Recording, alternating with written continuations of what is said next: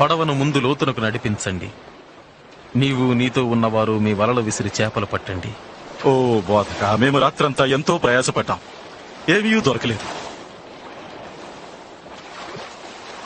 అయినను నీ మాట చొప్పున మేమిప్పుడు వలలు వేస్తాం. అరే యాకోబు, యాకోబు రండి.